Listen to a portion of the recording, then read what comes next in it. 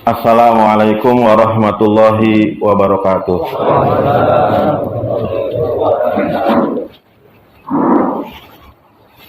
Alhamdulillah, nahmaduhu wa nasta'inuhu wa nastaghfiruh wa na'udzu billahi min syururi anfusina wa min sayyiati a'malina. May yahdihillahu fala mudilla lahu wa may yudlilhu fala hadiya lahu. Asyhadu an la ilaha illallah wahdahu la syarika lah wa asyhadu anna Muhammadan abduhu wa rasuluhu la nabiyya ba'dah. Allahumma shalli wa sallim ala sayyidina habibina syafi'ina wa zuhrina maulana Muhammad wa ala alihi wa ashabihi wa man tabi'ahum bi ihsan ila yaumil qiyamah. Amma ba'du, qala Allah ta'ala a'udzu billahi minasy syaithanir rajim.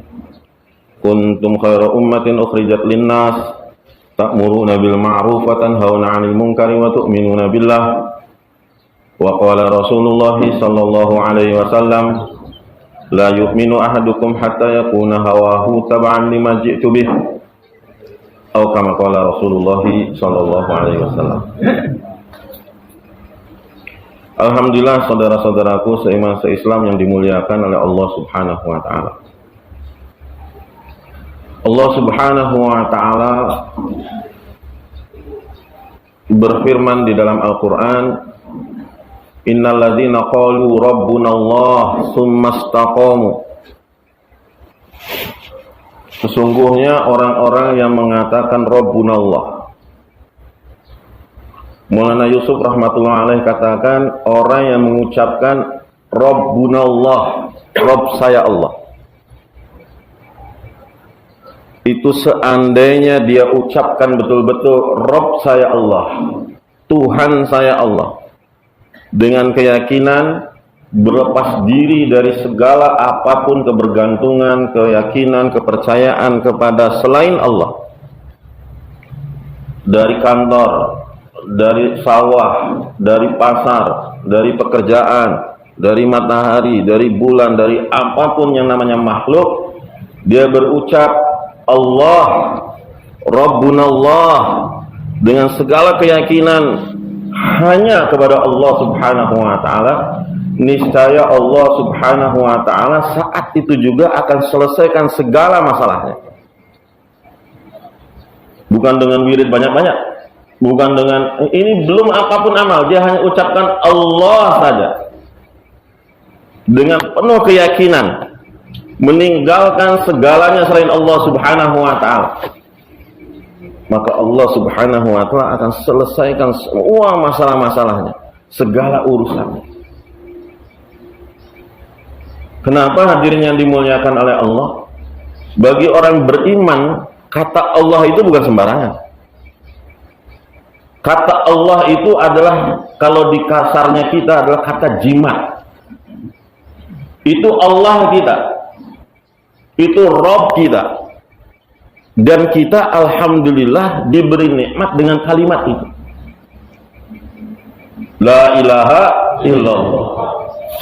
Tidak semua orang kenal Allah, tidak semua orang tahu Allah, tidak semua orang bisa mengucapkan Allah. Ini bukan sembarangan.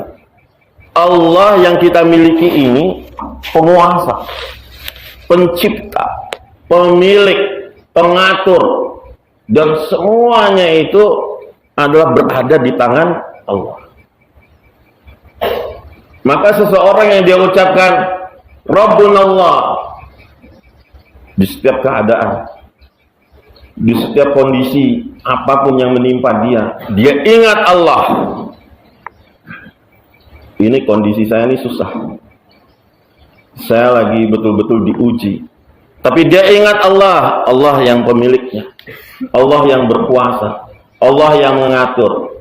Maka hadirin yang dimuliakan oleh Allah, tidak akan Allah biarkan, tidak akan Allah sia-siakan orang yang betul-betul bergantung hanya kepada Allah.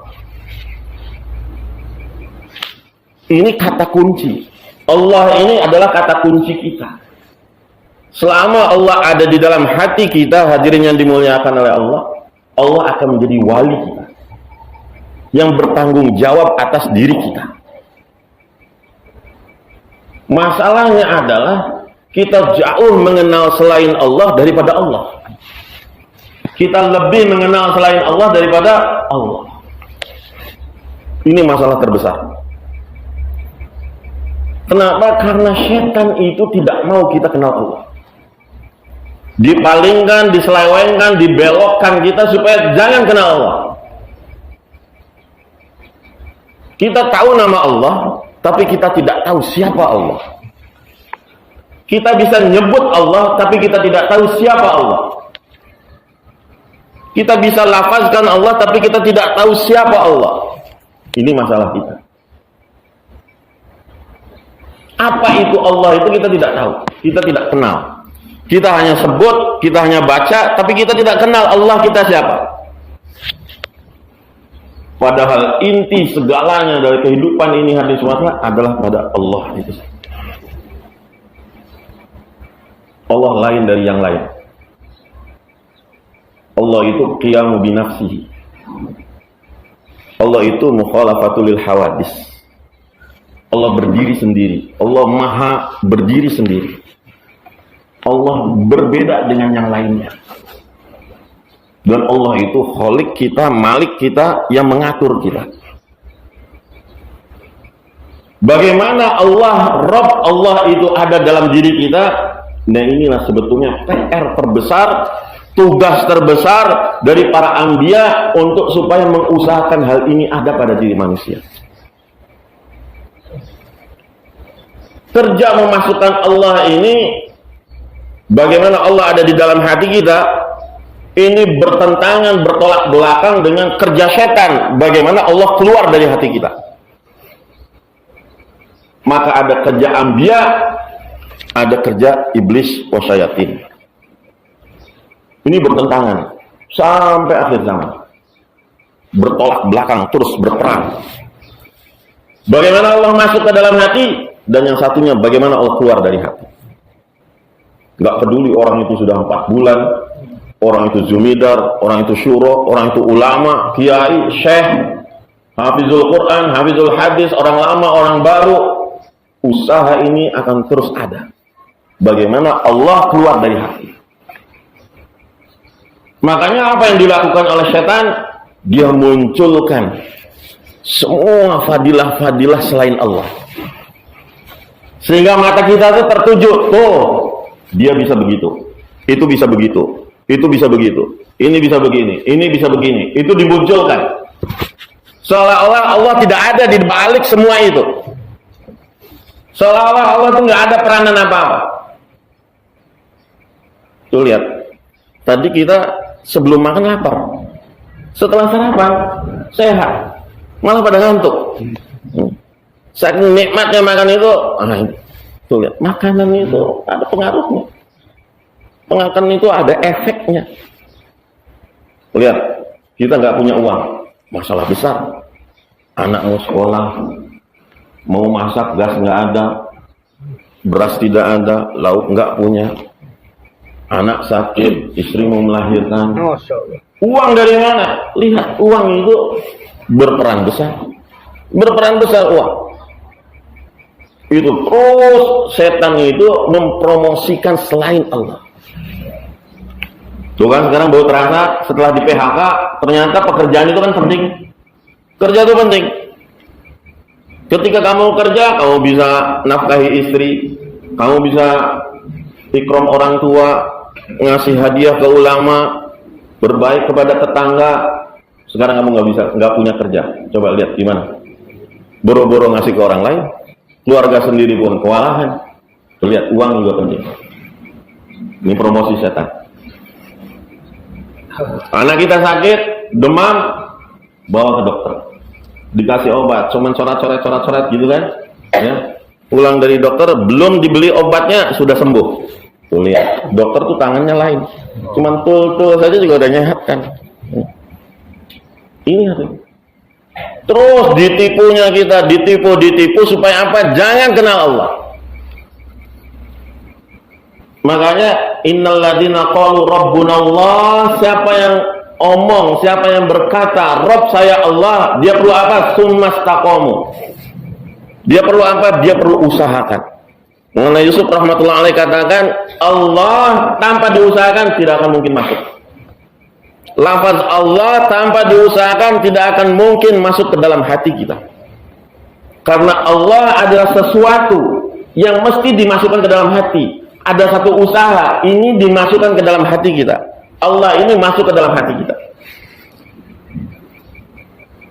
Ada madu di jerigen, ada botol, untuk supaya madu dari jerigen ini, dari ember ini, ataupun dari sarangnya madu tadi dimasukkan ke botol itu perlu usaha. Nggak bisa ini dari sarangnya madu itu ngucur sendiri ke botol. Dia mesti ada usaha. Untuk masukkan Allah ke dalam hati mesti ada usaha. Setan itu berusaha untuk mengeluarkan Allah, itu pun berusaha. Dengan banyak program-program kelalaian, lupakan Allah, lalaikan Allah, lupakan Allah, lalaikan Allah, singkirkan Allah, lupakan Allah, terus itu diprogram tanpa kita rasa. Sehingga hadirin yang dimuliakan oleh Allah, pada tahap di mana kita lupa Allah tuh bukan dalam keadaan lalai. Dalam sholat pun kita lupa Allah. Masya Allah, benar ya Allah. Lagi ngaji pun lupa Allah. Bahkan lagi nyebut Allah pun lupa Allah. Allah. Tangan kita nih, subhanallah, subhanallah, subhanallah, subhanallah, subhanallah, mata kemana-mana lupa Allah. Nggak ingat Allah. Maksud Allah itu supaya ada dalam hati hadirin yang dimuliakan oleh Allah adalah apa? Supaya selain Allah keluar dari hati kita. Tidak mungkin Allah ada dalam hati selama masih ada selain Allah dalam hati kita. Maka usaha masukkan Allah itu nggak pernah berhenti. Karena setan iblis sendiri tidak pernah berhenti untuk mengeluarkan Allah dari hati kita. Usaha ini berat karena yang diutus adalah para anbiya alaihi salam. Orang-orang pilihan, orang-orang istimewa, orang-orang yang tahan uji, yang kesabarannya paling pol sedunia, yang tingkat mujahadahnya paling tinggi sedunia, diturunkan untuk apa? Keluarkan selain Allah dari dalam hati-hati manusia dan masukkan Allah ke dalam hati manusia. La ilaha illallah. Ini saja sudah. Dan Allah janji apabila sudah ada Allah di dalam hati, Allah selesaikan masalahnya. Seandainya kita sebutkan Allah tapi belum selesai masalah, berarti ada masalah di hati kita. Ada selain Allah belum keluar dari hati kita. Ada selain Allah belum keluar dari hati. Setan ini menampakkan faidah. Lihat faidah-faidahnya makhluk itu. Semuanya. Obat ada faidah. Rumah sakit ada faidahnya. Uang ada faidahnya. Pekerjaan ada faidahnya. Faidah Allah di mana? Kan begitu. Padahal hadirin yang dimuliakan oleh Allah, semua selain Allah itu makhluk. Semua selain Allah itu ciptaan. Semua selain Allah itu boneka. Semua selain Allah itu mainan. Selain Allah itu hadirin SWT sebetulnya tidak ada makna. Selain Allah itu makhluk. Selain Allah itu adalah apa hadirin yang mengatakan? Selain Allah itu ciptaan saja. Misalkan satu wadah. Ini Allah Subhanahu wa ta'ala yang ciptakan wadah ini. Dan Allah juga yang ngisi wadah ini. Ini tubuh kita nih wadah. Allah yang ciptakan, jasad. Disebutnya jasad. Jasmani. Allah ngisi dalam tubuh kita ini, yang ada daging, yang ada tulang, ada usus, ada urat, ada hati, ada jantung, ada limpa, ya, ada lambung, ada otak, ada mata, ada mulut, semuanya Allah isi. Kemudian Allah juga yang berkuasa atas isi itu. Saya ngatur, bukan kamu yang ngatur. Walaupun ini jasad ini sudah jadi, kemudian Allah tiup ruh, ditiupnya ruh, jasad itu jadi sempurna. Ada jasmani, ada rohani. Jasmani, rohani kan bisa bergerak. Jasmani bergerak dengan adanya rohani. Bisa kemana-mana, bisa ngomong, bisa lihat, bisa bicara, bisa mendengar. Tapi Allah katakan, aku yang ngatur, aku yang punya. Dan Allah juga yang memberi sifat kepada ciptaannya, itu Allah yang memberi sifat. Sifat kita ini Allah yang ciptakan. Semua benda ini punya sifat, ada zat, ada sifatnya. Obat itu ciptaan, api itu ciptaan. Tapi hadirin semua, kita lupa bahwa sifat yang ada pada zat itu Allah juga yang ngasih. Api bisa membakar, siapa yang memberikan? Allah yang memberikan. Obat bisa menyembuhkan, siapa yang memberikan? Allah yang memberikan. Semuanya Allah yang memberikan. Jadi Allah yang menentukan, ini obat bisa menyembuhkan atau tidak. Saya yang mengatur. Saya yang ngatur obat itu bisa menyembuhkan atau tidak. Ini api bisa membakar atau tidak, saya yang ngatur. Itu menurut perintah saya. Semua ini hadir semakna sifat-sifat. Yang namanya bumi menenggelamkan, air menenggelamkan, semua itu adalah sifat dari Allah. Allah yang memberi sifat itu. Uang itu bisa menguntungkan, itu Allah yang ngatur. Siapa yang ngatur? Allah. Untung ruginya suatu benda, untung ruginya suatu makhluk, Allah yang ngatur. Karena Allah yang punya. Makanya kita disebutnya kalau kita berpulang tuh inna lillahi wa inna ilaihi raji'un. Kita ini milik Allah. Inna lillahi. Kita ini milik Allah. Kita ini milik, akan kembali kepada Allah. Semuanya. Begitu ketika kita berpisah, baru kita mengatakan inna lillahi wa inna ilaihi raji'un. Kita ini milik Allah. Sebetulnya sudah dari sejak kita lahir pun milik Allah. Nah, ini hadirin yang dimuliakan oleh Allah, usaha untuk masukkan Allah ke dalam hati ini adalah usaha para anbiya alaihi salam. Jangan terpengaruh dengan faedah daripada benda, dari makhluk. Belajar kita nafikan. Maka itulah sumastaqomu, itulah usaha istiqomah kita. Hujan turun, hujan itu makhluk. Sifatnya basah, itu juga makhluk. Allah yang ciptakan. Hujan membawa rahmat atau hujan membawa azab, itu Allah yang menentukan. Di satu tempat hujan bisa jadi rahmat, di satu tempat hujan bisa menjadi azab. Yang satu harus bersyukur, yang satu harus bersabar. Itu Allah SWT yang menentukan bagaimana kehendak Allah Subhanahu wa ta'ala. Kita ini hadirin yang dimuliakan oleh Allah terpukau dengan kehebatan makhluk. Karena bertahun-tahun yang kita lihat, yang kita dengar, yang kita saksikan, yang kita pikirkan itu saja. Maka berlepas dari itu adalah satu usaha yang berat luar biasa. Berlepas dari itu. Kapan kita akan merasakan itu hadirin SWT?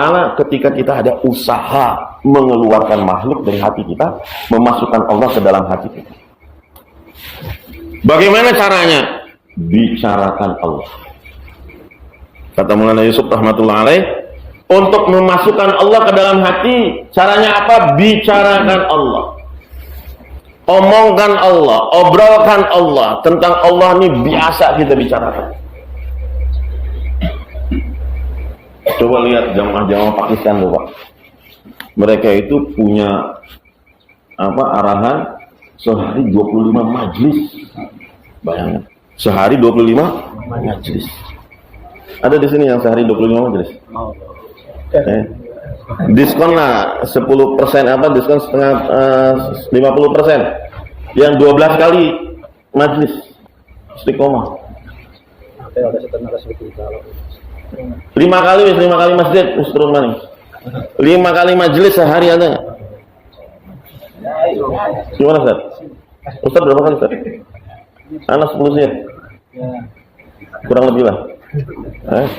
Gimana Ustaz?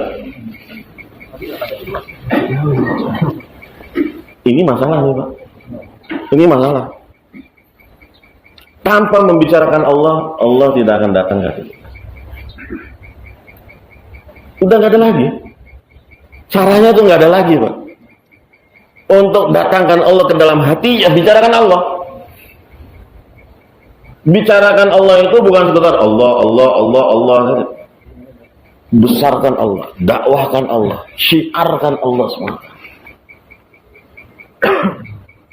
Kalau kita terus menerus mensyiarkan Allah, Allah akan masuk dalam. Tapi ada nggak yang seumur hidup pernah 25 kali majelis? Ada nggak Pak? Mungkin lagi keluar. Pernah Pak ya? Gimana rasanya ketika itu? Berat. Tapi nikmat, iman naik ya? Allah. Ada lagi Pak?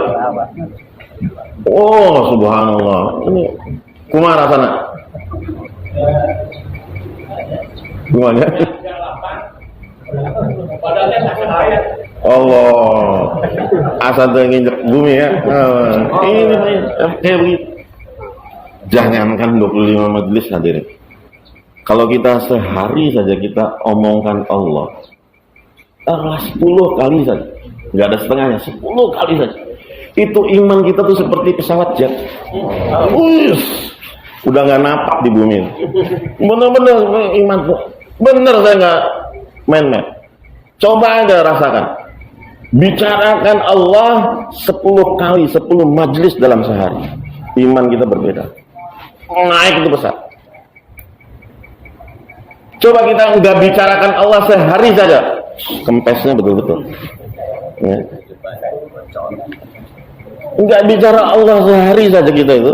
Iman itu turun drastis. Apalagi seminggu. Apalagi sebulan.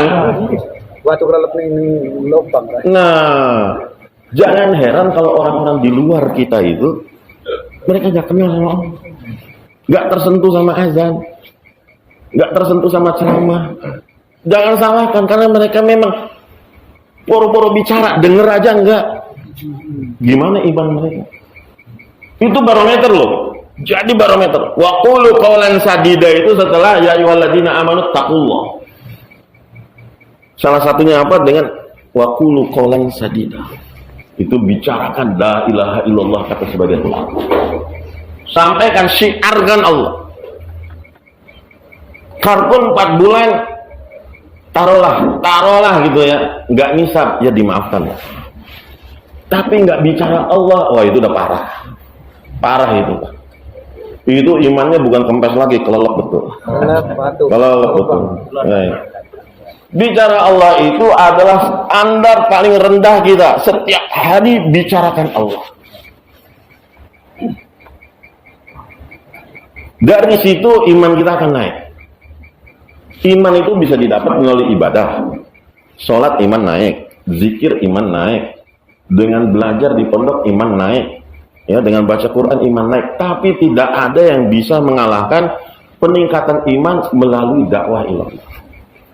Nabi-nabi itu imannya melejit luar biasa. Kenapa? Hari-hari dakwah. Hari-hari dakwah. Betul. Kaki itu kayak tidak di bumi. Udah jadi orang langit. Makanya kenapa ditarget duduk dalam musyawarah. Soalnya kalau enggak ucul. Harus diikat sama musyawarah. Ya. Walaupun jos harus host. Jangan jos sendirian. Jos nggak tertib, bahaya nanti. Perasaannya di langit saja dia. Ya, padahal masih pakai sendal. Masih nginjek di ini, masih buang air, masih manusia dia. Tapi perasaannya sudah malaikat. Jos host juga. Jos boleh, tapi sadar. Jangan jos nggak sadar. Nanti dia kemana-mana. Ngomongnya ngaco, ini yang ngaco. Jualan kaki, lihat mangga, ini milik Allah. Karena mangga orang. Ada ayam, alhamdulillah Allah kasih ayam. Ini disembelih ayam orang ini. Semua milik Allah. Karena saking yakinnya sama Allah tuh. Ya, untung masih ayam. Kalau istri orang, wah bahaya. Cincang. Makanya jos hosh. Dengan apa? Dengan musyawarah. Kita memang hadir yang dimuliakan oleh Allah menyepelekan hal ini, tapi ini ruh. Ini ruh. Ruh kita ini hadir SWT dulu ya, kita ini pernah kenalan sama Allah. Ada yang pernah lihat Allah nggak? Ya, kita ini pernah ketemu sama Allah ya. Ingat nggak? Nggak ingat ya. Kita ini adalah manusia-manusia yang pernah ketemu Allah. Cuman kita nggak sadar ya. Kita nggak sadar, kita lupa. Padahal Allah itu udah ketemu sama kita, bahkan ngobrol sama Allah. Kita tuh ngobrol sama Allah. Allah nanya, alastu bi rabbikum. Kita ini kan masih ada roh sama kita. Roh ini kan masih ada sama kita. Roh kita ketemu sama Allah semua, tetapi kita nggak ingat. Kita lupa. Padahal Allah sudah bilang, alastu bi rabbikum. Betul ya Allah. Nah Allah itu mengingatkan kita tiap hari. Setiap saat Allah mengingatkan kita. Dengan apa? Dengan nikmat-nikmat yang Allah berikan. Dengan ujian-ujian yang Allah berikan. Supaya kita ingat. Nih, kamu nih pernah ketemu, makanya nih saya kasih kamu anak, saya kasih kamu istri, saya kasih kamu sehat, supaya kamu ingat bahwa kita nih pernah ketemu. Makanya saya kirim kepada kamu nih nikmat-nikmat terus, saya kirim. Begitu kita nikmat juga nggak diingat, nikmat juga dilupakan, dikasihnya musibah, supaya ingat juga kita nih pernah ketemu. Jangan sok nggak kenal lah. Ya, jangan saya nggak kenal, saya nggak pernah ketemu Allah. Kita nih pernah ketemu, tahu? Makanya dikasih kita nih kesehatan supaya ingat Allah. Kita dikasih istri supaya ingat Allah, dikasih anak supaya ingat Allah, dikasih rezeki ini itu supaya ingat Allah. Terlalu kita udah kenal, udah apa semua, pura-pura nggak kenal. Pura-pura nggak kenal kan sakit hati, betul nggak?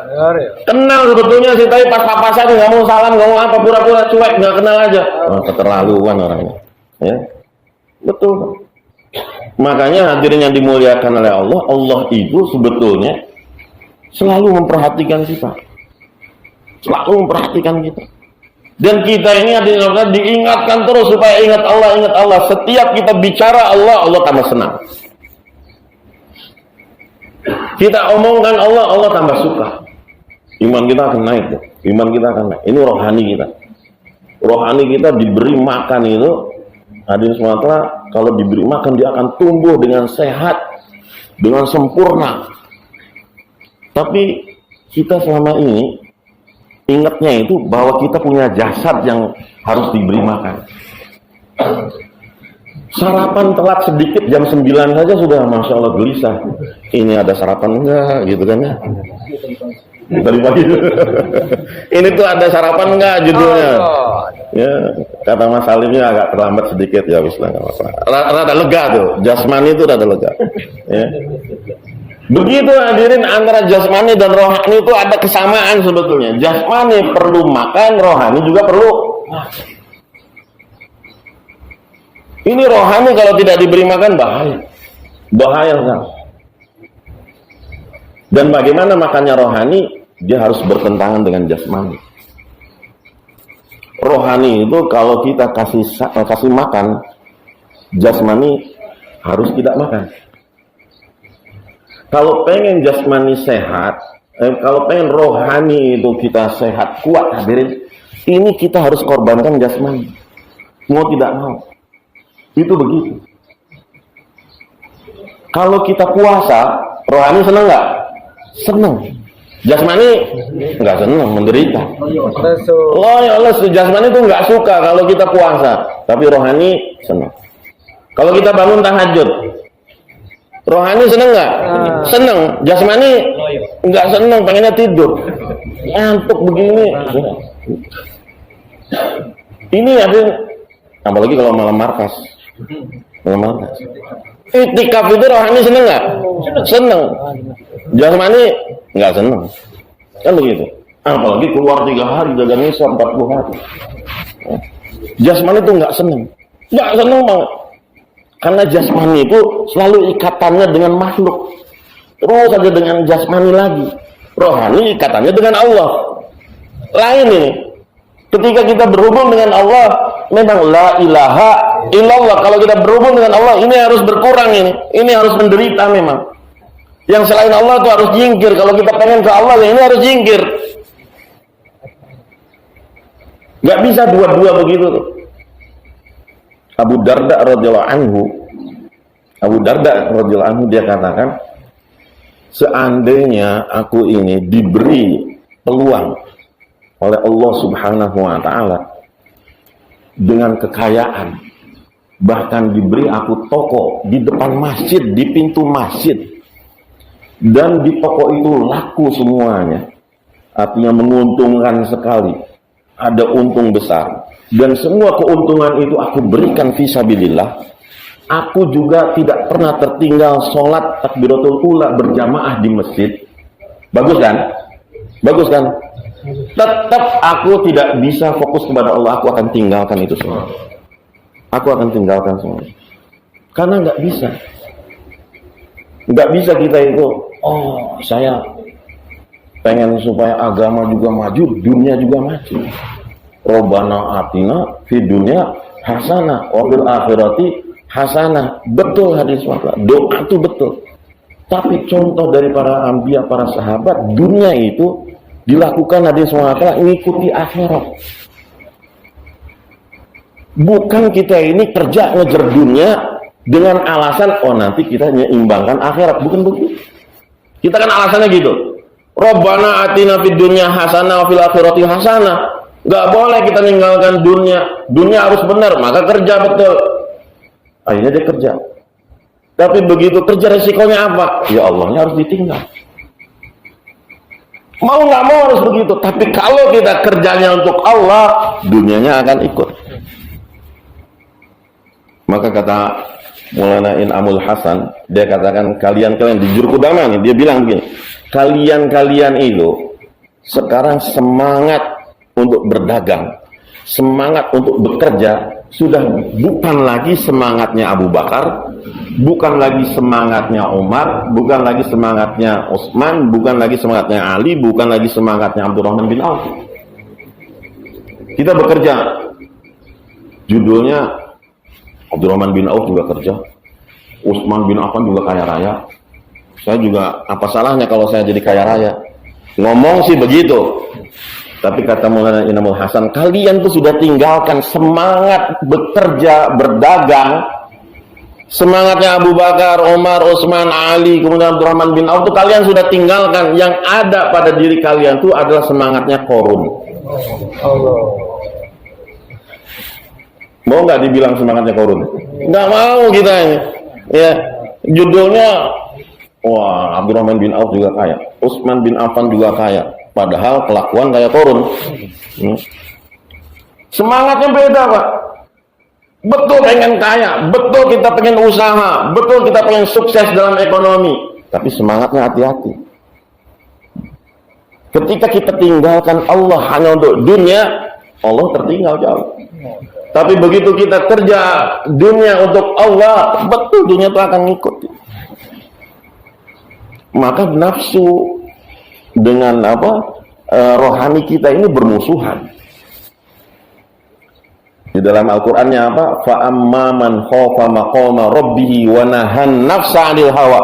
Wa nahan nafsa 'anil hawa tuh hawa nafsunya ada tapi dia tahan. Hawa nafsunya ada, dia tahan betul hawa nafsunya. Pengen begini, ditahan. Pengen kita itu tidur, ditahannya. Ayo bangun tahajud. Itu fa innal jannata hiyal ma'wa. Maka surga itu menjadi tempat kembalinya. Allah. Pengennya sih nggak makom ini. Males. Tapi dipaksanya, dia tahan hawa nafsunya. Sudah daripada 2,5 jam, masih mending nonton YouTube. Wah, ini nah, ditanya nafsu, sudah pergi saja. Maka Allah SWT berikan kenikmatan ini yang sumastaqomu itu seperti itu. Dia melawan, berusaha. Gak ada judulnya sama-sama enak tuh, gak ada judulnya. Yang sama-sama enak tuh cuman berjima dengan istri saja. Itu ya di situ dapat pahala, ya di situ juga nafsu dapat gitu kan. Ya. Makanya kenapa pengen 2, pengen 3, pengen 4. Ya. Ini nafsu kita.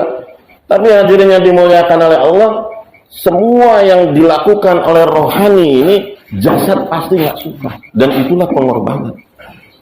Di situ turunnya nusratullah datang, kudratullah datang. Kapan kudratullah datang? Kalau kita ini senantiasa bekerja untuk agama, kita berkorban untuk agama, bertentangan dengan nafsu kita, pengalaman kita, akal pikiran kita, tradisi, adat istiadat kita, barulah kudratullah datang. Kalau kita tidak bertentangan dengan nafsu, saya usaha agama, tidak bertentangan dengan nafsu, berarti usaha agamanya ikut nafsu.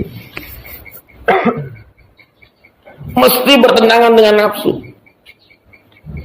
Itikaf nisab itu susah, bertentangan dengan nafsu. Tapi kita jalani juga, kudratullah datang. Ada masalah, bertentangan nih. Ini hari jaulah, anak saya sakit. Tapi hari jaulah ini, saya harus bagaimana? Nafsu antar ke dokter. Tapi kita ini mau usahakan supaya ini Allah saya.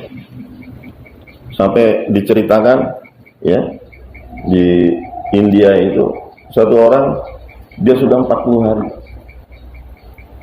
Dia mau keluar 40 hari sudah bayan hidayah. Lagi bayan hidayah, tiba-tiba sudah bayan hidayah, tiba-tiba diberitahu anaknya sakit. Tiba-tiba panas demam. Istrinya datang. Wah, anak demam. Ya nanti ini lagi bayan hidayah. Terus sudah selesai bayan hidayah, Pak, anak kita demam. Dia sudah salaman, sudah doa itu. Akhirnya begitu 3 kalinya, Pak, anak kita demam. Dia sudah berangkat, sudah berjalan. Baru 2-3 langkah istrinya lari lagi. Pak, alhamdulillah panasnya sudah hilang sekarang. Itu apa tuh Pak? Kudratullah. Nusratullah dan kudratullah yang datang. Ketika apa? Dilawannya ini. Kerja agama itu dengan melawan nafsu. Ketika ada ujian seperti itulah, kita bertindak nih sesuai pengalaman, sesuai nafsu, sesuai akal kita sendiri, atau kita sesuai dengan apa yang diarahkan oleh Allah dan Rasul. Bertentangannya itu seperti itu. Tapi selama kita terus bergantung kepada Allah, yakin kepada Allah, nafikan makhluk, di situ kudratullah datang. Kudratullah itu nggak murahan, Mak. Kalau murahan untuk apa turun kudratullah? Oh, anak kamu sakit, ke dokter. Dari dokter makan obat, dari minum obat kemudian sembuh. Biasa kan? Sunatullah begitu. Lalu untuk apa kudratullah datang? Untuk apa karomah-karomahnya turun? Untuk apa Allah turunkan pertolongannya? Nggak perlu. Karena itu udah biasa, sakit, dokter, obat, sembuh. Urutannya kan begitu. Ya.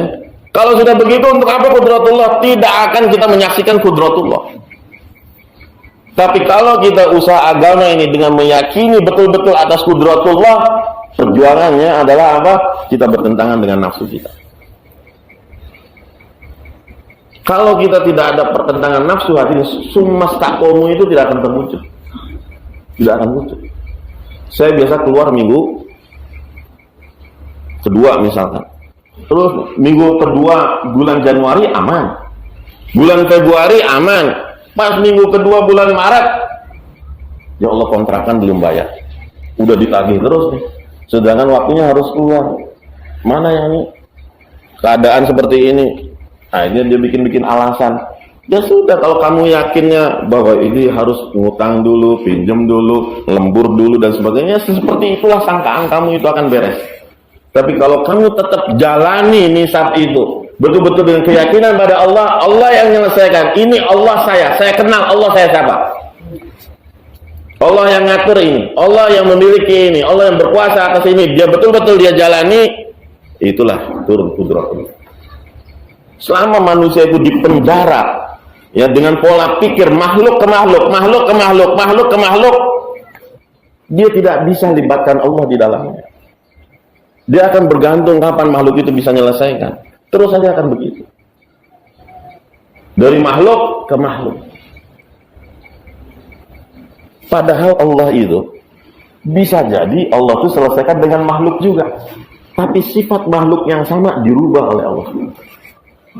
Dirubah. Karena namanya manfaat mudarat di tangan Allah. Manfaat mudarat itu di tangan Allah. Allah yang memiliki sifat. Kita bilang kipas angin ini menghasilkan angin.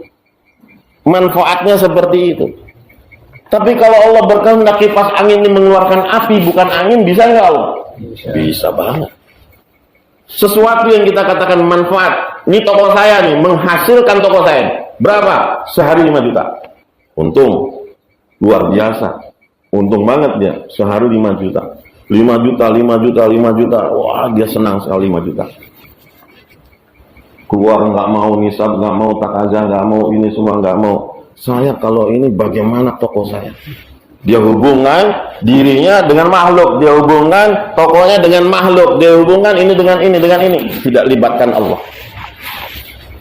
Toko yang sama yang menguntungkan 5 juta per hari, tiba-tiba Allah munculkan api, habis seketika kebakaran, yang dia kumpulkan bertahun-tahun itu tinggal ditangisi saja.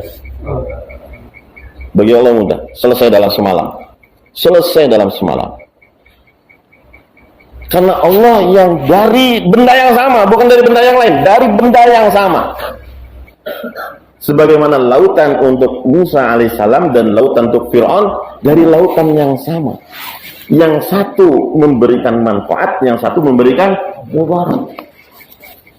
Dari benda yang sama, Allah nggak akan jauh-jauh ngasih pelajaran kepada kita. Dari benda yang sama, Allah yang mengatur kapan kamu ngasih manfaat dan kapan kamu ngasih mudarat. Ini hadirin yang dimuliakan oleh Allah. Ketika Nabi Ibrahim alaihissalam dibakar, itu Namrud ingin supaya Nabi Ibrahim itu dibakar, betul-betul disaksikan oleh orang semua. Dilakukan di tempat yang terbuka, di medan, di suatu padang, semua orang menyaksikan. Dan Namrud pengen membuat satu fenomena yang tidak pernah terjadi, api unggun yang terbesar sepanjang sejarah. Maka dia kerahkan semua tentaranya, rakyatnya, semuanya, bikin api unggun setinggi mungkin, sebesar mungkin. Maka dikumpulkan. Itu hadis SWT untuk mengumpulkan kayu bakarnya saja tidak cukup sehari, 2 hari, seminggu, 2 minggu, berbulan-bulan mengumpulkan sampai setumpuk. Bayangkan ada untuk numpuk itu ya, untuk numpuknya saja makan waktu. Dipilihnya kayu-kayu yang mudah terbakar, kayu-kayu yang awet kalau terbakar itu, sampai ke puncaknya. Sehingga burung-burung pun ketika itu juga, ya, ketika itu nggak berani lewat, saking menjulang tingginya itu, tumpukan itu. Dibakar, diletakkan Ibrahim alaihissalam di tengah kayu bakar itu, dan itu semuanya penuh dengan kayu bakar. Tidak ada apa-apanya kecuali Ibrahim saja, ya.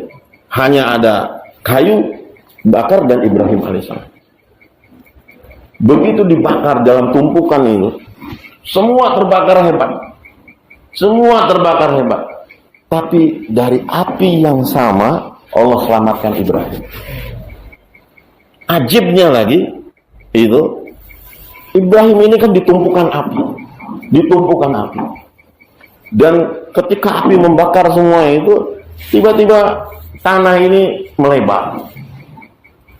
Tanah itu melebar. Ibrahim alaihissalam bisa duduk di situ. Dari situ keluar mata air untuk minumnya Nabi Ibrahim alaihissalam. Dari situ tumbuh-tumbuhan, ada delima. Ya, tumbuhan delima yang tumbuh subur di situ. Nabi Ibrahim bisa makan di situ. Hidup tenang, tentram di situ, berzikir kepada Allah Subhanahu wa taala. Tentang sekali. Namrud pengen api itu mencelakakan. Membakar, betul membakar api yang dibakar, tapi Ibrahim tidak terbakar. Api yang sama yang membakar kayu-kayu itu tidak bisa membakar Ibrahim alaihissalam. Ya naru kuni salaman bardan, ya naru kuni bardan wa salaman ala Ibrahim. Membakar sebetulnya, tapi Allah berubah, tidak membakar. Yang panas jadi dingin, bahkan menyelamatkan. Benda yang sama bisa menjadi manfaat mudarat di tangan Allah. Anak kita itu bisa jadi soleh, soleha, atau bisa menjadi nakal dan nakalah. Ya. Ini bisa bahaya ini hadirin semua. Benda yang sama, waduh, lagi anak-anak itu lucu, menyenangkan, ya. SD pinter, suka baca Quran, ke madrasah, ke tajuk, ke musola, kadang-kadang dia azan. Begitu SMP berubah, begitu SMA berubah betul. Ke bapaknya melawan, ke masjid susah, sembahyang angel, ya. Senengnya HP, pacaran, di pondokan kabur lagi, pondok sana pindah kabur lagi, bikin masalah, bikin ini. Anak yang sama, yang kita bangga-banggakan waktu kecil itu, tiba-tiba berubah. Siapa yang berubah? Allah. Ini sebetulnya terbiak. Ini lihat, sebagaimana Musa alaihissalam, tongkat yang sama bisa jadi ular, ular itu bisa menjadi manfaat, mudarat, semua tergantung Allah SWT. Nah, kita punya keyakinan itu seperti itu. Kalau orang sudah ada Allah di dalam hatinya, la khaufun alaihim wa lahum yahzanun. Salat dia akan ada ruh. Betul, menyelesaikan masalah dengan salat itu dia mudah. Sekarang kita punya utang nggak bisa bayar, sholat udah berapa rakaat sampai capek nggak juga lunas. Kenapa? Sholat kita nggak ada ruhnya, nggak ada ruh. Sholatnya sih betul, tapi tadi bicara Allahnya itu yang kurang. Bicara Allahnya inilah ruh kepada sholat. Dakwahkan Allah, sholat kita akan berbeda. Coba sebelum sholat nih, ini nanti kita sholat Jumat nih. Antara bubaran majelis sama sholat Jumat, kita coba bicara Allah. Lain sholat Jumat kita. Lain sholat Jumat. Sholat kita tuh berbeda ketika ada dakwah ilallah. Ketika ada dakwah ilallah, sholat kita ada ruh. Karena apa? Ruhnya jadi hidup, ruhnya jadi sehat, dikasih makan. Tawajuh itu ada, rohaniat kita ada. Barulah kalau ruh kita ada dalam sholat, sholat bisa menyelesaikan masalah itu. Bukan masalah sholatnya sebetulnya, masalah isi dalam sholatnya itu gimana? Kata Maulana Umar, hati-hati. Ada sholat yang bawa kepada surga, ada sholat yang bawa pada neraka. Ada sholat yang membawa kepada surga, ada yang sholat membawa kepada neraka. Karena dalam Al-Quran disebutkan fawailul lil musallin, celakalah atau neraka wail bagi orang yang sholat. Yang seperti apa sholatnya yang neraka wail ini? Nah ini hadis sholat yang tidak ada ruh, sholat yang abai, sholat yang lalai, sholat yang asal-asalan, sholat yang nggak ikut tertib, sholat yang nggak fokus dan sebagainya. Sholat betul dia, yang tidak memenuhi syarat, yang tidak memenuhi rukun, yang ini betul sholat, tapi sholatnya itu tidak membawa manfaat pada diri dia. Kenapa sebelum sholat, perintah sholat turun, Nabi SAW ajak para sahabatnya berdakwah. Selama di Mekah tidak ada turun perintah untuk sholat, tapi dakwah ilallah, semua sahabat terlibat dalam dakwah ilallah. Sehingga begitu perintah sholat datang, semua sholat-sholat mereka sudah ada ruhnya. Sholat mereka bisa mendatangkan nusratullah, sholat-sholat mereka bisa mendatangkan qudratullah. Menyelesaikan masalah. Ini hadis semua. Para sahabat itu betul, mereka itu banyak masalah. Tapi masalah mereka itu selesai dengan sholat-sholat mereka. 2 rakaat selesai, 2 rakaat selesai. Sampai kepada apapun mereka itu diberi kenikmatan oleh Allah SWT dalam sholat-sholat mereka. Kadang-kadang nggak masuk akal gitu tuh. Bagaimana bisa malam pertama lupa istri? Itu kan masuk akal nggak coba?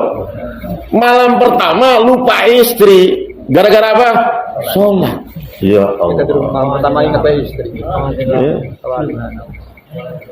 Di kita ini jangankan zumidar, suruh aja belum tentu. Ya mohon maaf. Kenapa? Karena kita nih pada sholat itu dianggapnya ya amalan biasa saja. Padahal sholat ini mi'rajnya kita, mi'rajul mukmin. Sholat itu ada tangga kita menuju Allah. Kita nih betul-betul berhubung dengan Allah Subhanahu wa ta'ala.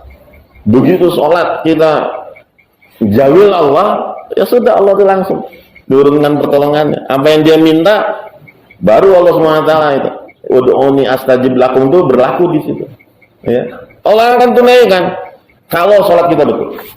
Kalau sholat kita ada ruhnya. Maka sekali lagi roh ini mesti dihidupkan, dijaga supaya hidup terus. Hidup terus, dikasih makan. Makanya apa sih? Dakwah Allah. Kenalkan Allah, syiarkan Allah Subhanahu wa taala. Dari Allah itulah kita diberikan pemahaman-pemahaman. Semakin kita tingkatkan kecintaan kita kepada Allah, dakwahkan Allah Subhanahu wa taala, Allah akan beri kita pemahaman. Dalam hadis dikatakan, "Mayyuridillahu bihi khairan yufaqihu fid din."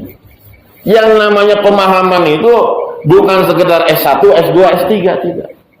Ataupun orang ini alim, orang ini maulana, bukan seperti itu. Yang namanya paham agama itu, dia ngerti apa kehendak Allah, keinginan Allah di setiap saat dan keadaan.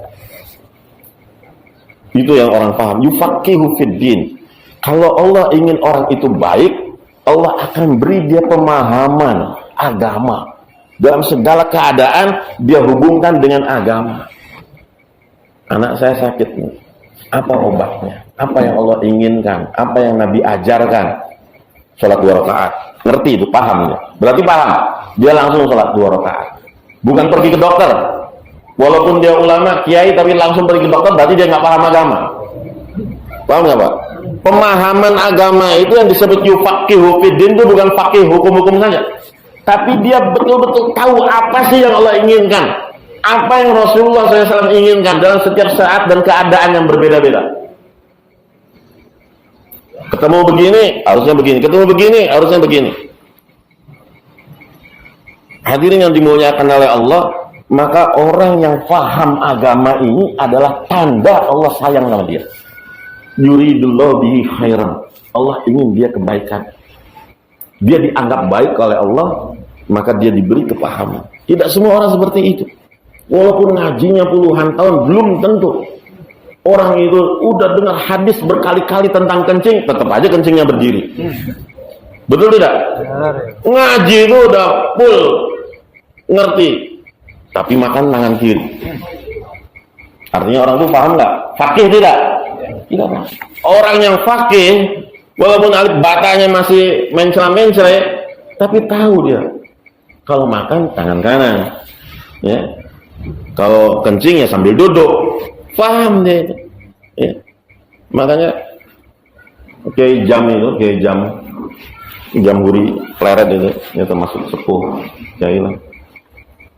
Ditanya tentang jamaah tabligh itu apa sih? Dia biasa ngaji ihya. Kata Kiai Jam, ini orang tabligh tuh kita baru sebatas ngaji, mereka itu sudah ngamalkan. Mereka lebih paham ihya walaupun nggak ngaji ihya. Mereka itu lebih paham ihya. Artinya apa? Ngamalkan. Nah, ini hadirin yang dimuliakan oleh Allah, kekuatan itu dari mana? Dari Allah SWT. Semakin kita besarkan Allah, semakin kita dakwahkan Allah, akan datang pada diri kita ini kebesaran perintah Allah dan sunnah Nabi SAW. Akan ada dosa.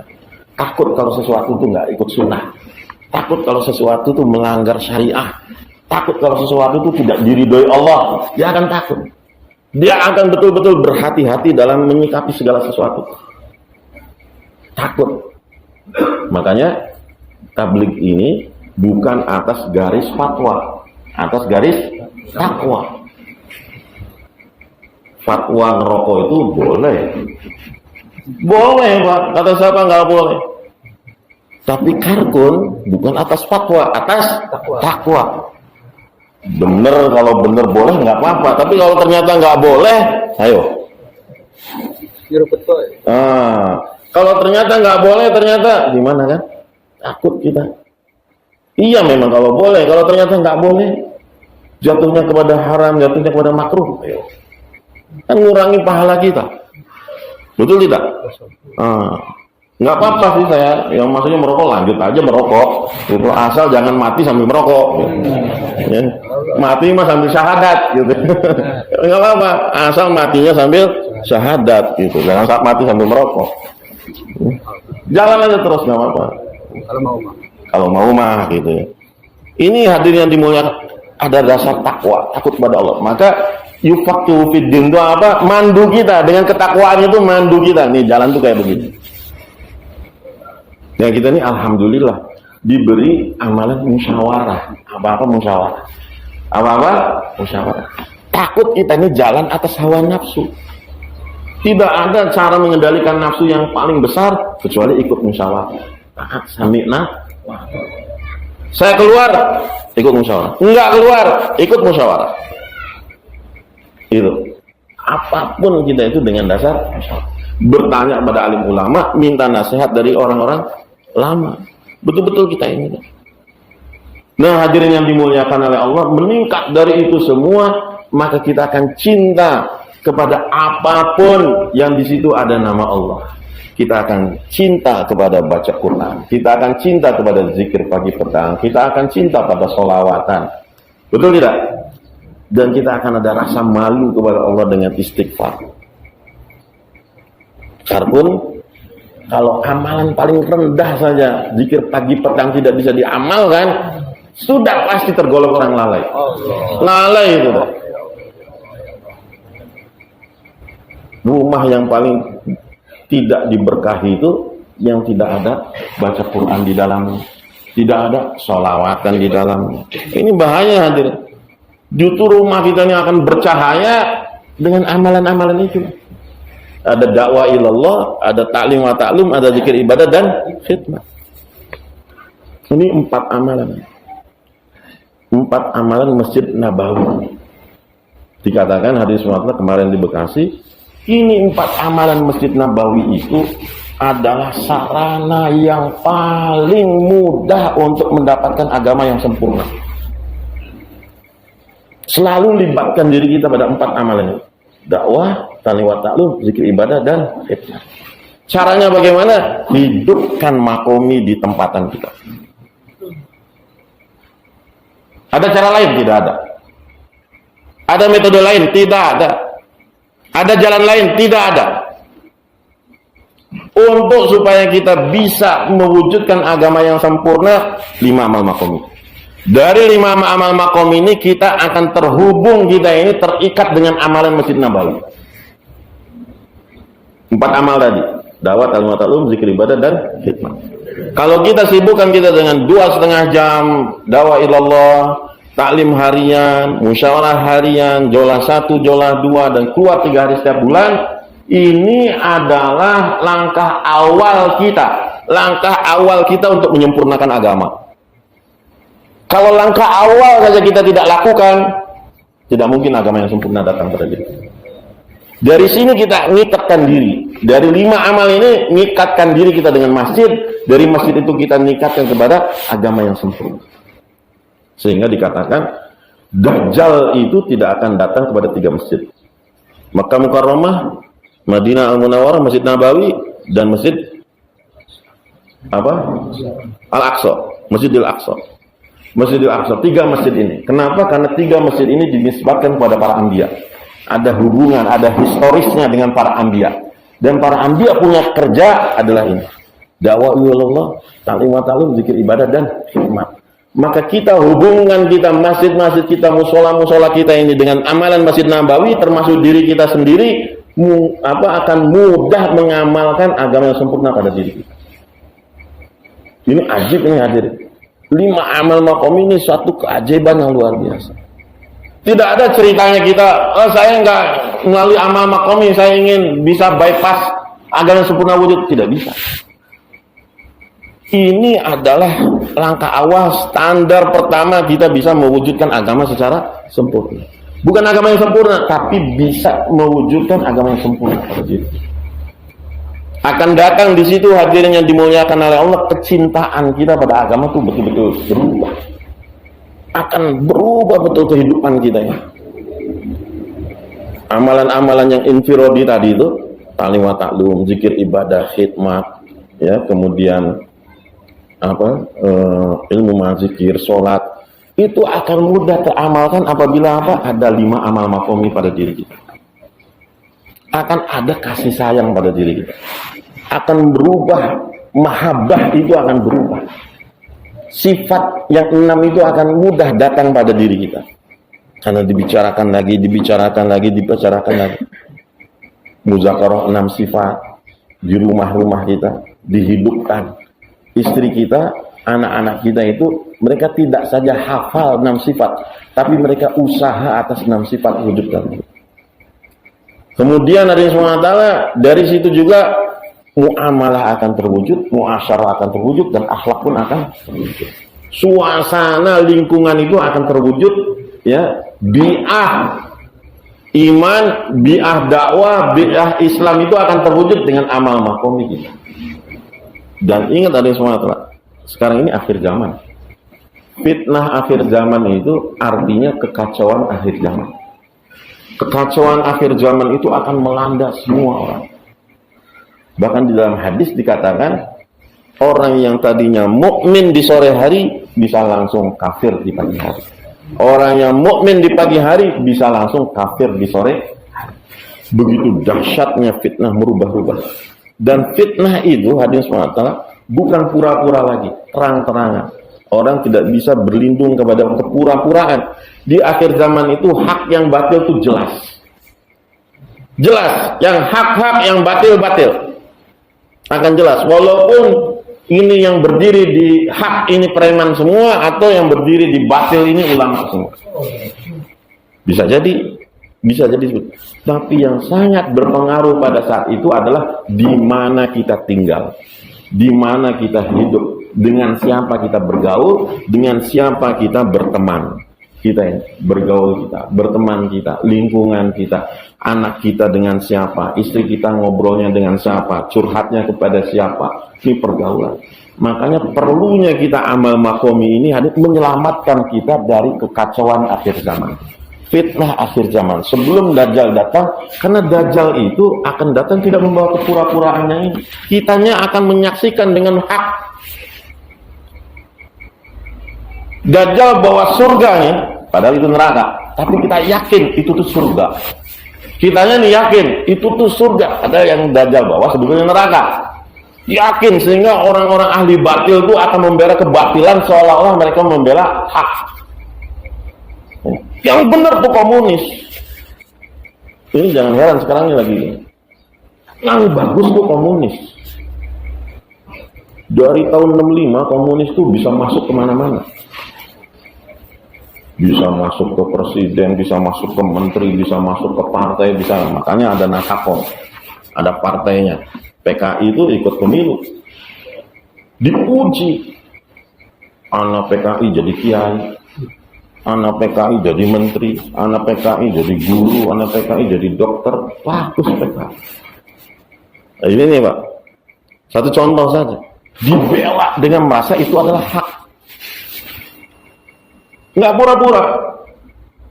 Yang batil itu akan dibela dengan segala keyakinan. Akhir zaman. Sehingga kondisi itu hadirin, kita mau memahamkan seorang itu, sampai aku salah. Nggak mau disalahkan. Orang saya benar. Yang dia bela tuh, dia rasa betul. Nah ini akan merajalela. Yusaddiquna al-kadzib wa yukadzibuna shadiq. Yang sodik dibohongkan, didustakan, yang pendusta dibenarkan. Yang benar ngomongnya akan didustakan, yang dusta dibohongkan. Itu nanti akhir zaman itu akan begitu. Maka dengan siapa kita bergaul, dengan siapa kita hidup, di situ menentukan. Mahol ini, bi'ah itu menentukan. Di situ hadirin yang dimuliakan oleh, diuji kita di akhir zaman, kacau balau. Kacau balau itu apa? Bukan masalah hak dan batil campur aduk, tidak. Tapi yang hak malah disudutkan, dianggap salah betul-betul. Yang batil dianggap benar betul-betul. Yang tersisa itu sedikit saja orang. Yang tersisa itu sedikit. Nanti ahli-ahli hak itu akan ikut-ikutan. Ahli haknya akan ikut karena kalah santer, kalah posisi, kalah kondisi, kalah kualitas, kalah segalanya. Terbawa.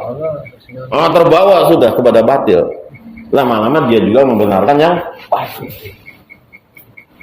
Ya, ikut tablik dari dulu gini-gini aja. Ya, usah Marian be. Ganti. Ya. Sekarang yang lagi rame apa? Ya. Rasdom. Penyaluran Rasdom. Sekarang yang lagi rame ya, Sunda Empire. Ikut itu, ikut ini, ikut itu. Ya, akhirnya ya. Sumastakomo itu tidak terwujud. tidak terwujud. Dia mulai ragu. Yang menjaga kita nih siapa? Lingkungan. Yang menjaga kita nih siapa? Mahwal kita. Bahkan Habib Umar Hafiz Yaman, kemudian Syekh Maulana Imran Hussein yang dia pernah bilang 14 tahun yang lalu nanti haji akan tidak ada, akan datang virus, akan datang vaksin. Nah, itu Maulana Imran Hussein. Terbukti semuanya, 100% omongan dia itu terbukti. Ya, dia sudah ngomong 14 tahun yang lalu. Saya ketemu di Singapura. Dia itu Maulana, orang Tobago Trinidad. Ya, dia lulusan Pakistan, dia bekerja di PBB. Dia bekerja di PBB bagian riset. Jadi dia tahu semua global ini, semua tahu. Nanti bakal begini. Dan terbukti tahun 2020-2021 nih 100% omongan dia terbukti. Ya. Akan ada begini, akan ada virus, penyakit, haji akan ditutup, umroh akan dibatasi, soal masjid-masjid akan ditutup. Dia udah prediksi 14 tahun yang lalu dia ngomong begitu. Ya. Sekarang terbukti. Dan sekarang dia bilang apa? Dia bilang tidak akan ada yang menyelamatkan di suasana akhir zaman sekarang ini kecuali kalian harus segera membentuk komunitas. Kalau bisa kalian segera, Umar bin Hafiz juga, Habib Umar bin Hafiz, kau bentuk perkampungan sendiri, di mana ekonomi kalian mandiri, politik kalian mandiri, pendidikan kalian mandiri, keamanan kalian mandiri, sistem kamu mandiri sendiri. Ya, kamu akan saksikan bagaimana kekacauan itu yang selamat hanya mereka-mereka yang berusaha melindungi dirinya sendiri. Ini hadirin kalau dihubungkan dengan sekarang ya sebetulnya kita alhamdulillah diberi oleh Allah itu amal makomi. Kita nggak mungkin membentuk perkampungan sendiri, nggak mungkin. Ya, kecuali kita punya perumahan, punya apa, bolehlah begitu. Tapi Allah beri jalan. Kalau kalian tidak bisa membentuk perkampungan sendiri, perkampungan yang sudah ada kalian bentuk. Melalui apa? Amal makomi ini.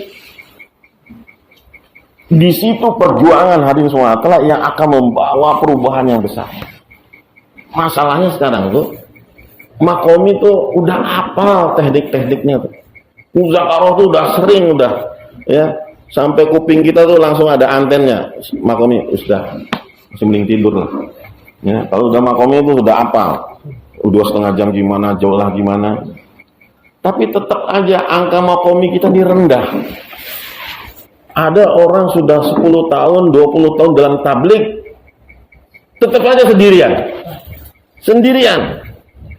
Makanya kemarin di Bekasi para Jumidar ditegaskan, ya, orang-orang lama yang sudah 10 tahun, 15 tahun dia ikut dalam tablik, dan dia masih sendirian di makominya, bisa dikatakan dia ini adalah dai munafik. Allah, ya Allah. Nggak betul dia itu. Kalau tidak pasti ada yang salah dalam dia melakukan makomi. Ada yang salah, entah niatnya salah atau caranya salah. Kebanyakan niatnya yang salah. Kalau cara kita sering muzakarah, niatnya yang salah. Niat utama kita dalam makomi itu apa, hadirin? Niat utama kita dalam makomi itu adalah kita mau memperbaiki diri saya dan orang lain, bagaimana supaya agama yang sempurna wujud dalam lingkungan ini. Ini kita makomi itu, bagaimana supaya diri kita dan orang lain menjadi lebih baik. Saya mau memperbaiki diri, ini makanan saya, ini sarapan saya, ini makan siang saya, ini makan malam saya. Saya kalau enggak makan makomi, rohani saya kurus, rohani saya sakit, rohani saya bermasalah kalau saya tidak makan makanan makomi. Makomi ini adalah sarapan saya, makan siang saya, makan malam saya. Saya bisa sehat, bisa hidup ini apabila makomi saya hidup. Bukan untuk orang lain, ini untuk diri saya sendiri. Orang lain dengarkan, orang lain acuh tak acuh, orang lain ngusir, orang lain nggak peduli, orang lain masa bodoh. Yang penting saya lakukan. Itu yang penting. Saya lakukan. Jadi hadirin yang dimuliakan oleh Allah, banyak kita makomi itu karena untuk orang lain. Supaya tetangga kita bisa sholat, supaya ini, bisa itu. Bukan untuk diri kita. Padahal itu tuh untuk diri kita. Ini urusannya saya. Urusannya saya ini mesti sarapan, saya ini mesti makan siang, saya mesti ini kan apa istilahnya makanan pokok saya. Ya. Mau bagaimana yang penting saya makan. Nah ini hadirin pula, mau orangnya sendirian, mau berdua, mau bertiga, mau berempat, yang penting saya lakukan. Dan ini harian saya. Ini makanan saya sehari-hari, saya nggak bisa berhenti. Coba bersedia hadirin. Ini makomi makanan saya, siapa yang niat? Harian saya nih. Ya, yang niat mingguan. Seminggu sekali makominya. Sebulan sekali ada nggak? Ini harian, Pak. Anak-anak. Ini harian, bukan mingguan ini. Ini bukan bulanan nanti. Ini harian kita. Setiap hari kita lakukan. Kalau nggak dilakukan kita nggak tenang. Ya, lapar gitu, kelaparan. Ya. Makanya diri yang dimuliakan oleh Allah, ada salah niat kita dalam berpegang pada makom ini. Akhirnya apa? Kalau sudah salah niat, 2,5 jam kita ke orang lain, cemberut, oh sudah kapok, jangan ke situ, kesini lagi, cemberut lagi, udah kapok, jangan ke situ lagi, yang ke sini malah diusir, kapok, nggak lagi ke sana-sana lagi. Ya akhirnya semua ini dikapoki. Ya akhirnya dia nggak pernah lagi. Ya paling juga awet 2 bulan 3 bulan sudah pensiun dari makomi. Nah ini kita makan ada kapoknya nggak Pak? Ya. Dikasih sambal yang paling pedas ada kapoknya nggak? Enggak, tetap aja makan. Tetap aja makan kita Pak. Ya. Dikasih enak tetap makan, dikasih nggak enak juga makan. Ya. Kita makan siang atau makan pagi tadi misalkan sarapan dikasih nasi kurang matang, ya ada kan kadang-kadang kalau lagi jur-jur tuh Pak, ya nasi kurang matang, siangnya makan nggak? Makan lagi lah. Malah ganti yang pagi tadi yang kurang matang tuh, jadi 2 porsi. Nah ini hati semua, kalau nggak ada berhenti kita tuh, makom itu tidak ada berhenti. Karena apa? Untuk diri saya tuh pengen baik, saya bisa akan agama sempurna kalau makom saya sempurna. Begitu makom saya terhubung kita langsung, sudah terhubung tuh kita dengan sistem, kita terhubung langsung dengan Masjid Nabawi. Kalau kita sudah berada di Masjid Nabawi, walaupun judulnya di Muhalla, kita terlindung dari fitnah Dajjal, terlindung kita dari kekacauan akhir zaman. Selamat itu. Karena isinya, kembali lagi pada isinya itu adalah amalan kita, rohani kita. Rohani ini hari ini titipan Allah. Ya, makanya jangan sampai lupa loh sama Allah nih kan kita nih. Ini perlu dikasih makan. Bapak punya anak nggak dikasih makan, dibilang zalim. Ya, dibilang zalim. Punya istri 2, yang satu seminggu sekali, yang satu 6 hari sekali. Yang satu sehari sekali, yang ini 6 hari full setiap hari. Zalim. Ya. Zalim. Begitu Pak. Masalahnya apa? Kita ini hadis semua punya hak-hak yang harus ditunaikan, dan rohani ini juga punya hak untuk ditunaikan. Resikonya apa kalau kita 5 amalan ini? Kita ada dikorbankan jasmani itu sedikit. Mau nggak mau kan? Ya, waktu sama keluarga jadi berkurang. Mau nggak mau tuh Pak. Waktu nonton TV ya berkurang. Oh, beli 2 TV ya wis HP. Waktu lihat HP berkurang. Orang 2 TV, orang 2 HP, nonton TV di warung. Ya terkurangi. Ya. Setidaknya ada yang terkurangi tuh Pak. Ya jualan kita terkurangi. Ya. Rezeki kita terkurangi. Ada saja. Harus terkurangi itu. Dan kita harus sadar bahwa terkuranginya itu bukan suatu kerugian. Jangan merasa rugi. Nggak apa-apa, justru itu langkah kita diterima oleh Allah SWT. Qobuliyatnya itu di situ. Itu qobuliyat Allah, bahwa Allah terima kita. Allah Subhanahu wa Ta'ala. Nanti tunggu aja kudratullah akan datang. Sampai ke zona nyaman kita ketika kita bisa hidupkan amal makomi. Di situ kita terlibat, kita bisa bantu makomi orang lain, kita bisa hidupkan yang lain. Nah di situ hadirin SWT kita baru akan nyaman. akan nyaman dengan apa yang Allah takdirkan, jadi ridho. Dikasih sedikit, alhamdulillah. Yang tadinya masih ngedumel, masih apa, kita akan pada zona aman. Ketika kita semua amalan sudah sempurna, insya Allah menikmati yang namanya tadi di malam pengantin lebih asyik sholat itu akan kita rasakan, akan terasakan. Abu Darda bilang kayak begitu, saya lebih baik nggak dagang, walaupun dagang saya depan masjid semua keuntungan diberikan fisabilillah, saya nggak ketinggalan sholat, saya lebih baik nggak dagang. Itu orang kan pikir, untuk apa sih, kan udah untungnya semua fisabilillah, sholat nggak ketinggalan, masjid-masjid nggak ketinggalan, lalu apa ruginya buat toko? Tidak. Dia lebih asyik habiskan dirinya di jalan Allah. Maka nikmatnya intikoli, nikmatnya makomi, nikmatnya kerja agama ketika apa hadirin, kalau kita di zona aman sudah sempurna amalan-amalan kita itu tertunaikan, baru sehat itu kita jalannya hayu, lari hayu, sepedahan hayu, makan yang ini bisa, makan yang itu bisa. Kalau sakit kan lain, ya. Kalau sakit nggak bisa makan yang ini, nggak bisa yang ini, ya. Beda Pak. Nah kita berusaha atas makomi ini hadis muatlah sebagai makanan saya. Ini makanan saya loh setiap hari.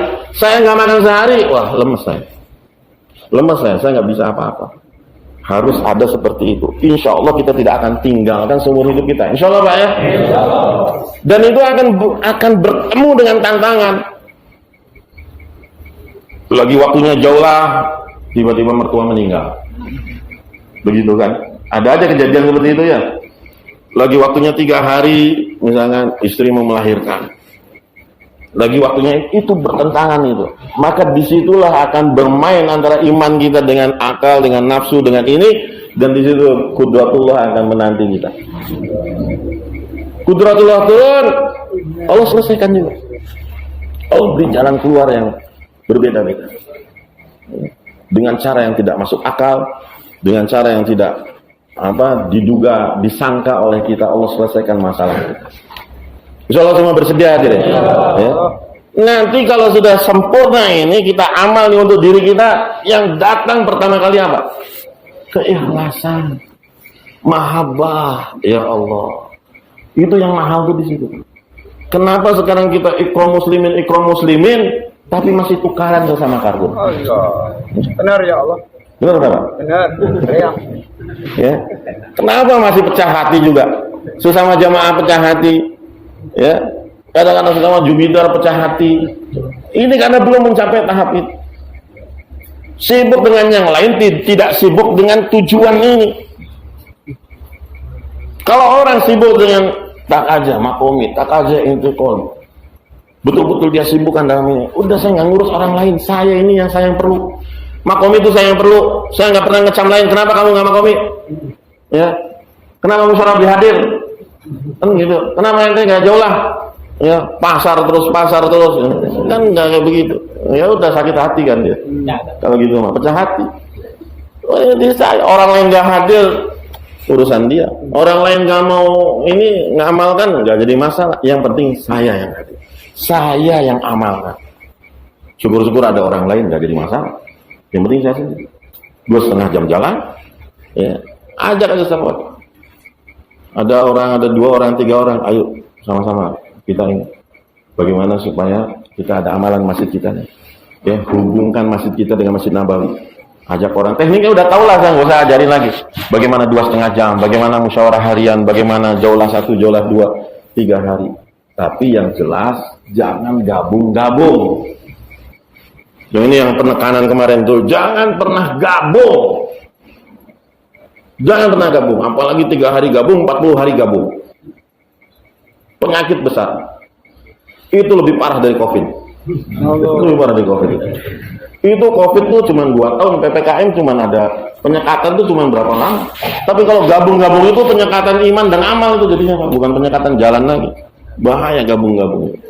Ya. Maksudnya apa, Pak? Kita ini perlu belajar bagaimana mandiri kita dengan diri kita sendiri ini bisa diri kita meningkat amalan dan orang lain juga meningkat amalan. Terpelihara pikir dalam diri kita. Ini otak ini harus betul-betul disetting namanya otak takaja kan. Otak takaja. Bagaimana saya bisa meningkatkan takaza, bagaimana orang lain pun bisa meningkatkan takaza. Jangan pernah taruh mubayyin di markas malam Sabtu Jari, malam markas orang yang tidak punya otak takaza. Mubayyin itu syarat utamanya adalah otaknya harus otak takaza. Bagaimana dirinya meningkatkan takaza, orang lain juga meningkatkan takaza. Ini hadis mualla penting. Kenapa? Karena kita ini mau supaya diri kita sendiri meningkat, sambut takaza, orang lain juga sambut takaza. Cuma bisa ngomong dalil Quran hadis bukan seperti itu. Tapi ada otak ini. Fikir kita ini, maka dari amal makom ini fikirnya akan terbentuk. Ngobrol sama orang tuh, walaupun Assalamualaikum Pak, tapi otaknya takaza, gimana dia ini bisa keluar 4 bulan? Ya. Walaupun omongannya Assalamualaikum Pak, gimana kabarnya? Waras dah. Ya. Artinya waras dah kapan keluar gitu kan sebetulnya sih artinya. Ya. Artinya sih kapan 4 bulannya gitu, tapi bahasanya waras dah. Ya. Gitu kan. Oh sudah damang Pak gitu kan. Padahal ini otak aja bukan basa-basi itu. Tidak ada basa-basi, betul-betul di dalam hatinya tuh, ini orang gimana bisa 4 bulan? Ini orang gimana bisa keluar 3 hari? Ini orang bisa keluar 40 hari. Otaknya itu. Ya. Gimana Pak, Ibu, keluarga, semua anak-anak sehat? Ya. Itu tuh cuman keluarnya saja. Ini di otaknya kapan mau masuknya dia? Ya. Ini otaknya itu otak takaza. Paham ya Pak? Ya. Udah di set sekarang, otak takaza belum? Udah di set ulang belum? Ini mau? Iya. Kalau tukang jahit Pak, tukang jahit, ya ketemu sama seseorang yang dilihat tuh apa? Bajunya dulu, ini bikin di mana nih? Ya, kok bajunya rapi sekali, jahitannya rapi, betul nggak? Orang kalau sini misalkan arsitek pemborong, yang dilihat tuh bangunan dulu, ya ini nggak bener ini, ya, ini konstruksinya salah ini kan begitu Pak. Orang tuh tergantung pikirannya, ya nggak? Itu tuh pikirannya. Untuk minyak wanginya gitu, ngobrol-ngobrol tuh sambil sedikit-sedikit tuh nawarin minyak wanginya tuh. Ya enggak, tukang obat, tukang itu sambil nawarin dikit-dikit. Nah kita tuh harus otaknya seperti itu. Otak takaza, otak dai. Kemana-mana ngobrol tuh untuk ngasih orang sebetulnya. Walaupun bahasanya bahasa kayak bahasa basi saja. Tapi tetap pikir tuh jalan. Nah itu dari mana? Dari makom yang berjalan. Berdagang, biasa aja dagang. Ya. Mau beli apa Bu? Bu, jangan gabuk lah, jangan Bu nanti berhasil lagi sini. Mau beli apa Pak? Mau beli ini, itu juga otaknya supaya bagaimana dia nih keluar. Dia bisa 3 hari, bisa 40 hari, bisa 4 bulan. Ini otaknya. Makanya apalagi mubayyin, otaknya itu masih otak takaza. Kemarin disampaikan oleh surah kita. Betul-betul itu harus. Setiap akun itu punya otak takaza. Sehingga ngobrol di mana saja, amalan apa saja, bicara dengan siapa saja. Ya, sampai ke mimpi-mimpinya pun takaza. Ngelindurnya juga takaza. Ngelindurnya takaza. 4 bulan, nah kira-kira begitu. Ya, jangan lindur tuh janda anu. Bukan takaza itu, janda itu. Ya, kita harus betul-betul latih fikir. Nah, fikir ini harian kan, itu makanan kita. Setiap hari, setiap ini kita pikir harian, gerak 2,5 jam, jola 1, jola 2, 3 hari, itu menjaga fikir kita. Sehingga fikir kita tuh nyambung dengan kerja Nabawi. Nyambung dengan Masjid Nabawi. Dan itu akan menyelamatkan kita dari fitnah akhir zaman. Ikhlas akan ada. Saya bukan untuk orang lain. Itu diri saya. Muhasabah akan ada. Introspeksi diri akan ada. Nggak nyalahkan orang lain, ini salah saya. Akan gampang, itu tuh akan gampang. Makanya Maulana In'amul Hasan katakan semua permasalahan dalam tablik ini terjadi, semua permasalahan, ya, itu satu penyebabnya adalah apa? Pengen ngebenerin orang lain. Ya. Niat memperbaiki orang lain, lupa untuk memperbaiki diri sendiri. Ini masalah yang terbesar. Ayo jamaah 40 hari pecah hati, jamaah 4 bulan pecah hati, musyawarah pecah hati, gerak musyawarah pecah hati. Tidak seperti itu. Kita belajar untuk ini, menerima segala kondisi, ketemu dengan umat, akhirnya ada kasih sayang kepada umat. Doa kita pun untuk umat. Doa kita kalau sudah seperti itu dengan otak takaza tadi mustajab. doanya itu mustajab, mudah dikabulkan oleh Allah. Allah itu gampang sekali. Bahkan doa-doa dai seperti itu tuh sama seperti doanya para nabi Bani Israel. Langsung diijabah, langsung diijabah, langsung diijabah. Nah, para masyayikh kita itu menghendaki kita di akhir zaman, apalagi di dalam fitnah sekarang ini, inilah yang kita fondasi ini kita kuatkan. Insyaallah hadirin. 5 amal maqami, 4 amalan masjid menuju agama yang sempurna. Ya, sebagai wasilah kita menuju agama yang sempurna. 5 amal masjid, 5 amal maqami, 4 amal masjid. 5 amal maqami ini mengantar kita kepada 4 amal masjid. 4 amal masjid membawa kita pada agama yang sempurna. Dan kita bicarakan ini lagi dan lagi, Allah terus dibicarakan lagi dan lagi Allah, lagi dan lagi Allah, lagi dan lagi Allah, sampai iman kita kuat, maka amal maqami akan gampang. 6 sifat akan mudah. Takaza akan ringan apabila Allah itu betul-betul senantiasa kita bicarakan. Maka target pertama kita belajar, jangan lepas 2,5 jam. Insyaallah Pak, jangan lepas 2,5 jam. Caranya gimana? Tentukan waktunya. Kapan kita mau 2,5 jam? Tentukan waktunya. Kalau orang ngantornya sembarangan, waktunya kapan saja terserah dia, tuh berarti bukan pekerja. Itu namanya pengangguran. Ya. Datang kapan saja, enggak ada. Kantor-kantor tuh ya buka jam 8. Tukang-tukang ya kerja jam 8. Ya, pedagang-pedagang ya buka ya ada waktunya. Tutup ada waktunya. Maka kita pun ngantornya itu jelas gitu.